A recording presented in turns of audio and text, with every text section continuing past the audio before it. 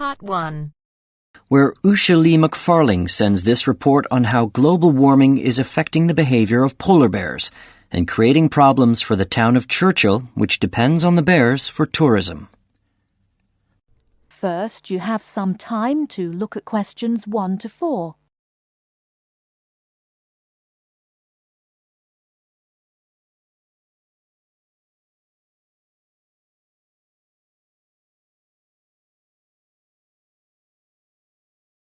Now we shall begin.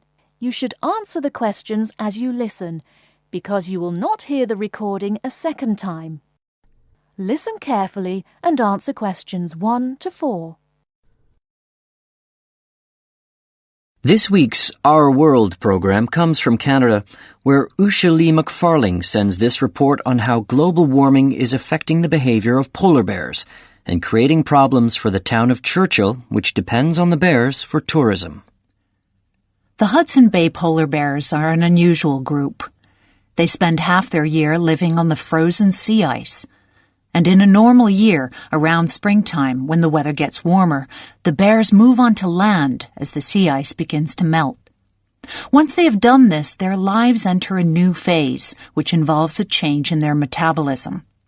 They don't hibernate, but their bodies slow down because they won't eat for the next 6 months. During this half of the year, they lose hundreds of pounds in weight. Each autumn, as the temperature falls, the bears migrate past the small town of Churchill, waiting for the Hudson Bay to freeze over again. When it has, the bears go back onto the sea ice. Now they can build up their fat reserves by feeding on seals. They survive because the surface of the Hudson Bay is normally frozen from mid-October through to mid-April.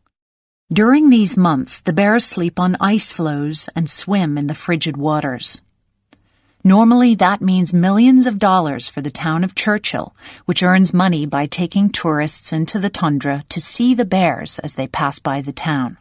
However, recently the weather has been warmer and the bears' behavior has changed. The warm weather prevents the sea from freezing, and so the hungry bears come into town looking for food.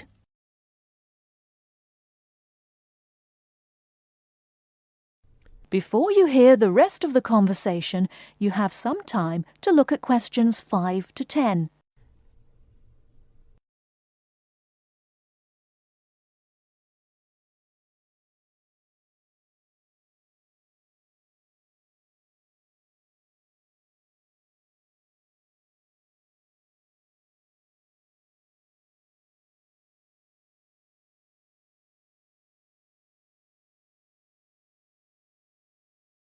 Now listen and answer questions 5 to 10.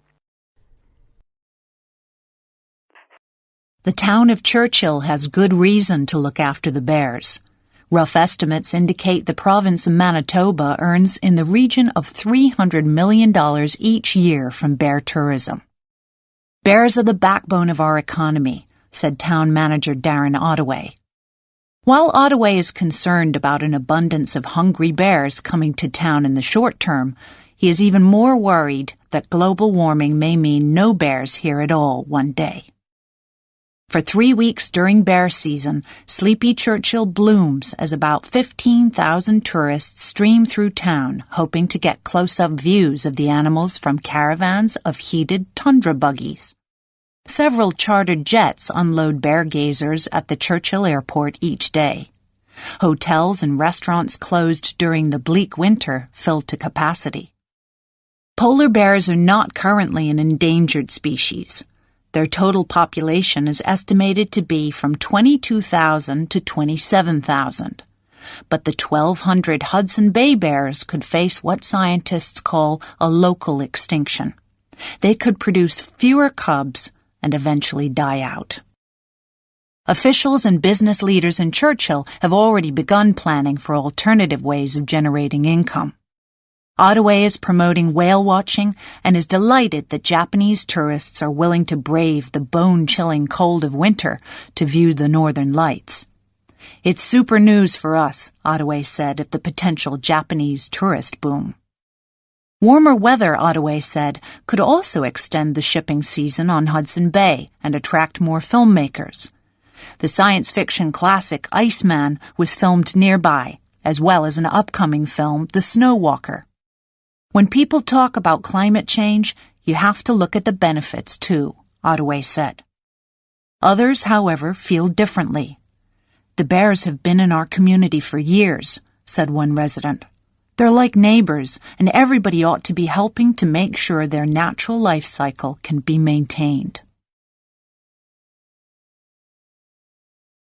That is the end of part 1. You now have half a minute to check your answers.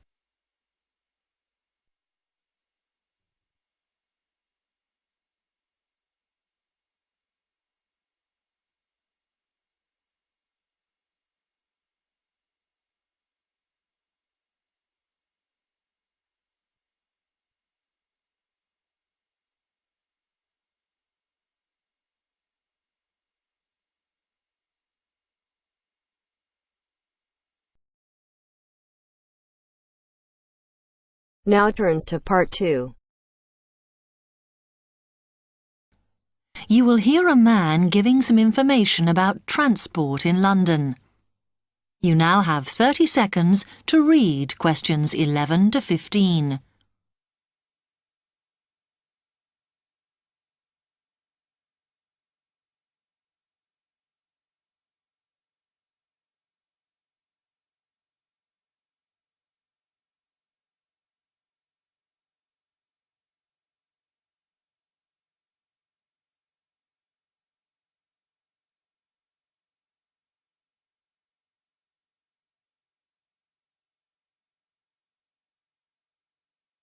Hello, can I help you? Oh, yes. I was wondering what the best way was for me to get around London. Well, there are a lot of possibilities. As you probably realise, the main ways to get around are bus, train and tube. Oh? The Underground. Oh. It depends how much you want to spend. All forms of transport offer special tickets, such as cheap day returns on the trains and so on. Overall, you'll spend less on the bus, as it operates on a basic flat fare for each journey. But of course it may not go to where you need to travel to. The mainline trains only operate in the outlying areas, though a few cross London, whereas the tube has stations which are placed in central areas of the city, close to the main sites and shops. Obviously there are more bus stops, but you will probably have to change buses to get where you want, which can be inconvenient. You will find that the buses are mainly in the central areas, but some tube lines go quite a long way out of London, so you could use this for longer journeys. Having said that, the tubes do get very crowded, so you should use the train if you want to sit down. It does depend where you're travelling to. Well, I'm living on the outskirts, but I have to travel into London to college every day, and then around London when I'm here.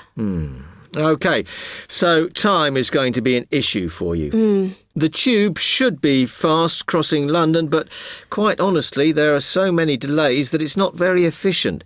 Again, the train has fewer stops, so is probably your quickest option to get to and from college. Of course, which service you use might depend on how frequent it is. I mean, the trains might only be every 20 minutes or whatever, but a timetable is published to save you hanging around. There are a lot of tube trains at busy times of day, but fewer at other times. Whereas the buses run every 5 minutes through most of the day, and there are night buses. But you'll need to check out your route first. You now have 30 seconds to read questions 16 to 20.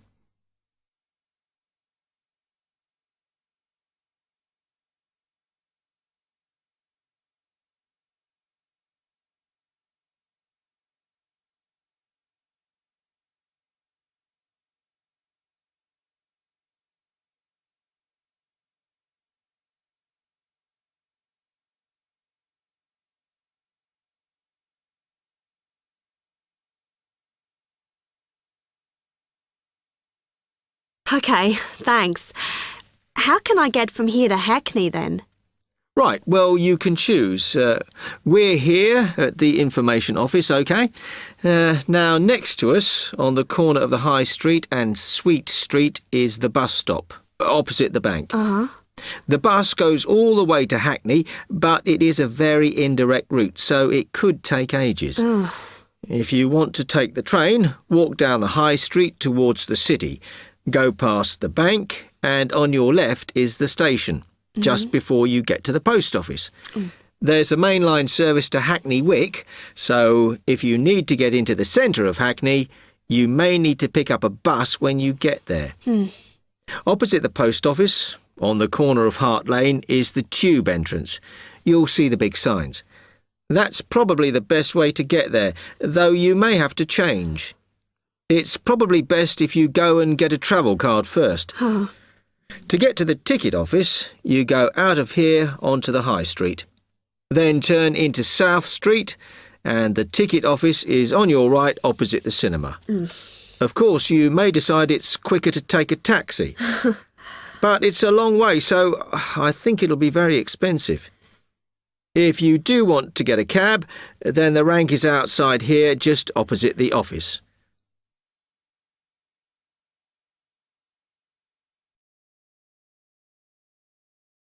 That is the end of part 2. You now have half a minute to check your answers.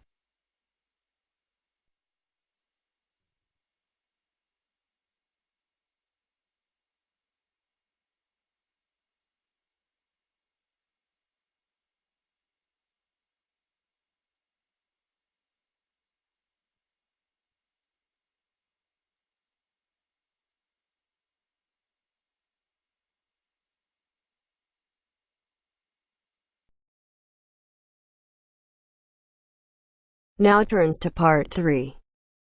Part 3. Listen to each speaker say more about each invention and complete the tasks. Choose 5 answers from A to H. Which of these statements about boomerangs does the speaker make? First, you have some time to look at questions 21 to 25.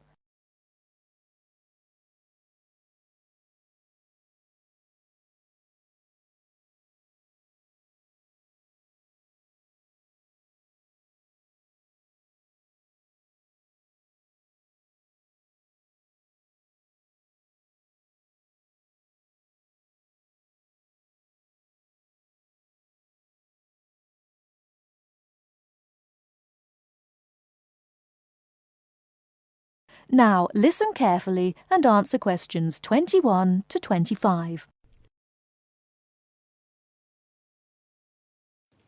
Most people probably don't realise what a clever thing a boomerang is. People think they're just toys or something used for sport. In fact, they were the very first objects made by human beings that were heavier than air and could fly.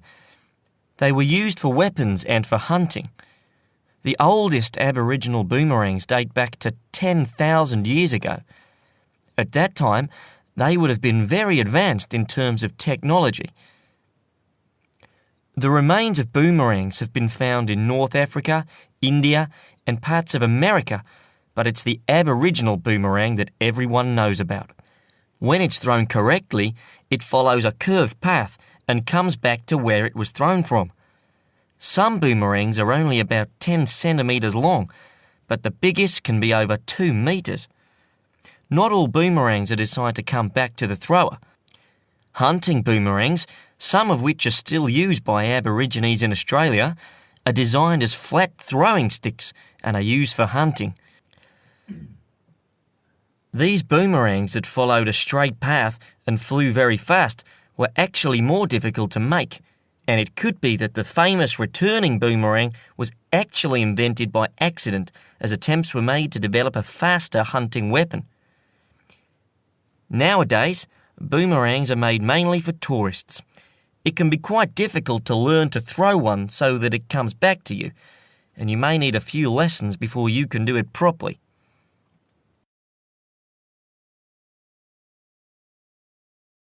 Before you hear the rest of the talk, you have some time to look at questions 26 to 30.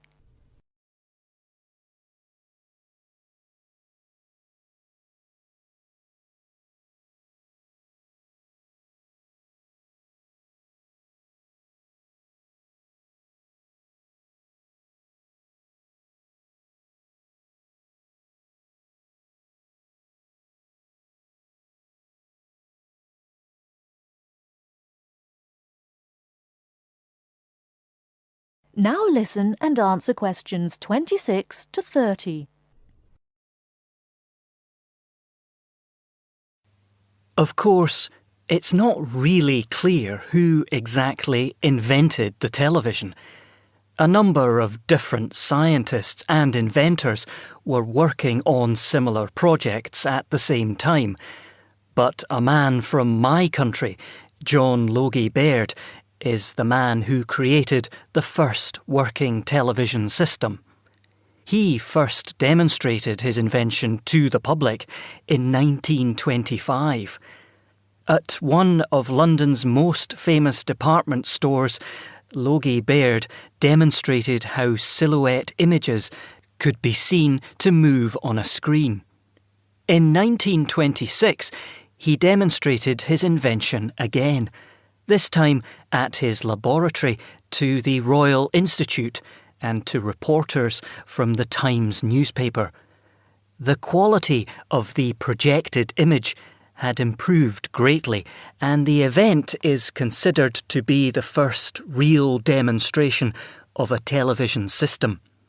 In 1928, Logie Baird developed his invention and demonstrated the first transmission in colour.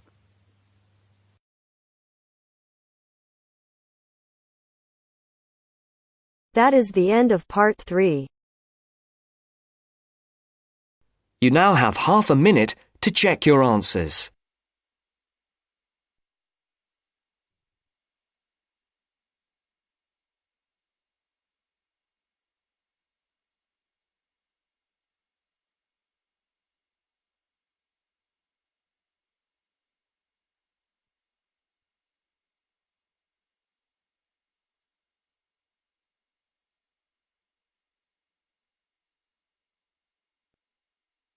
Now turns to part 4. Part 4. You are going to listen to a student, Liz, giving a seminar presentation on advertising.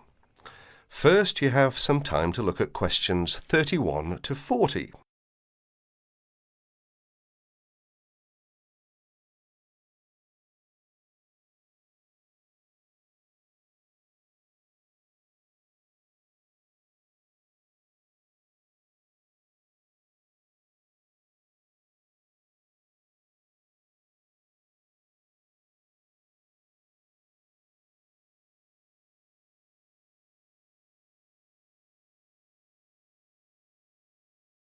Listen to the talk and answer questions 31 to 40. Today, Liz is going to give her presentation. Liz?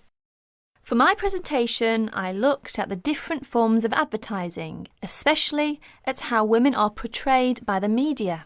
So, Liz, tell us what different forms of advertising you looked at. As you can see from the outline on the screen, I looked at a wide variety of different medias, including billboards, television ads, newspapers and, of course, the internet. Oh yes, I almost forgot. I also looked at films. And what was your main finding? Well, I've brought some samples in to show everyone, which I hope will make it a little clearer. But first of all, I'd like to take a look at this first advert, which is from, believe it or not, a popular women's magazine. Now, even though this is a women's magazine, as you can see, women are portrayed in what we might call a submissive role. That is to say, that they are always the ones doing the housework, going shopping or caring for the baby. In fact, you may notice that most adverts concerned with household products, such as cleaning materials, as well as food and baby items, are generally directed at women. Another thing you may notice about the women is that they are nearly always very slim and beautiful, even middle-aged women. None of them are ever shown to be poorly dressed or to be overweight. So, Liz, how are men normally portrayed in these adverts? Well, if you take a look at the next picture, which is in fact from the same magazine, you will notice that men are seen to be strong, powerful and in charge. They give the image of being in charge, being the ones who make the decisions. And generally, they are dressed either in sports clothes, showing their prowess or fitness, or a business suit, which serves to depict their social status.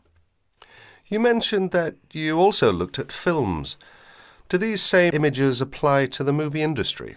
Yes, they do indeed, and again, I have some images to show you. This time, however, I've arranged the pictures so that you can see clearly the different roles that men and women play in the films. Notice first of all that it is the man who is in charge. He's the one driving a big luxurious car and constantly contacting the office on his mobile phone. Now, if we look over here to the women, we see she is subservient to the man.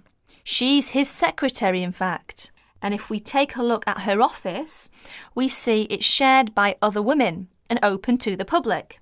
In contrast, her boss's office, who is the man of course, has a very large, spacious office all to himself. And if the woman wants to enter, she first has to get his permission.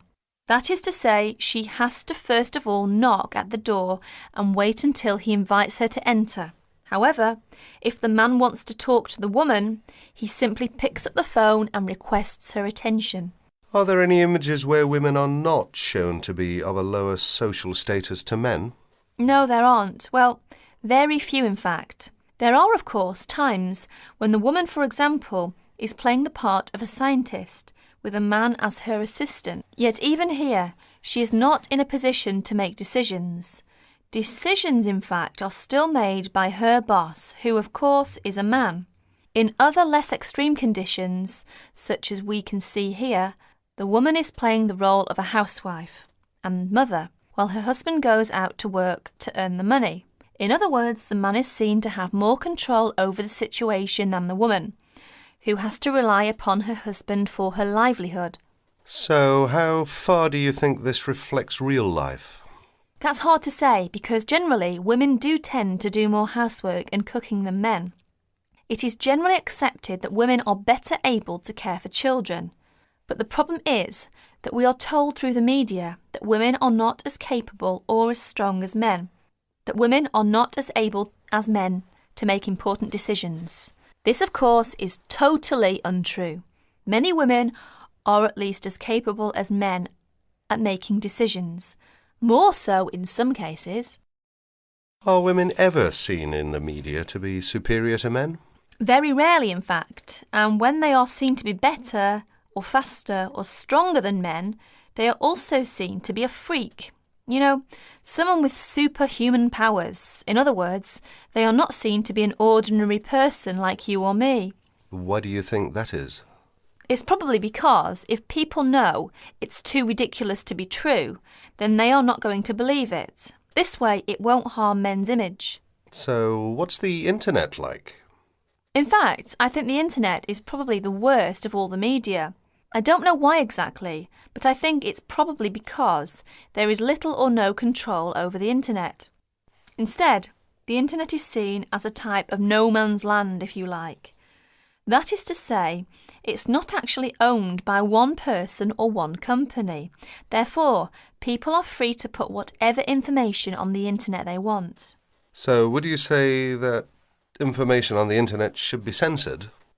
I think there should be some control over the internet because some of the images are dangerous. Dangerous? Yes, indeed. For adults, I guess it's not such a big problem because mature people are able to decide for themselves what to believe and what not to believe. But children are a different matter. They accept information that is presented to them without questioning that information or considering the consequences of believing it. In other words, children believe what they see or what they are told. And how do other people feel about information on the internet? Actually, I carried out a survey to find out other people's opinions.